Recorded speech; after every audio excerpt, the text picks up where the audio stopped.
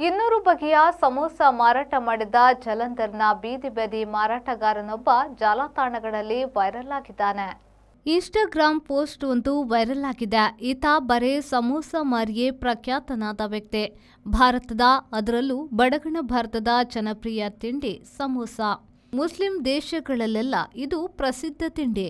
ಸಾಮಾನ್ಯವಾಗಿ ಆಲೂಗಡ್ಡೆ ಮತ್ತು ಈರುಳ್ಳಿ ಸಮೋಸ ಮಾಡುತ್ತಾರೆ. ಕೆಲವು ವರ್ಷಗಳಿಂದ ತರಕಾರಿ ಸಮೋಸ ಕೂಡ ಪ್ರಸಿದ್ಧವಾಗಿದೆ. ಈ ವ್ಯಕ್ತಿ ಪ್ರತಿದಿನ 10ಕ್ಕಿಂತ ಹೆಚ್ಚು ಬಗೆಯ ಸಮೋಸ ಮಾಡುತ್ತಾರೆ. ಇವರ ಬೆಂಡೆಕಾಯಿ ಸಮೋಸ ಬಿಸಿ ಬಿಸಿ ಬರುತ್ತಿದ್ದಂತೆಯೇ ಬರಿದಾಗ್ತದೆ.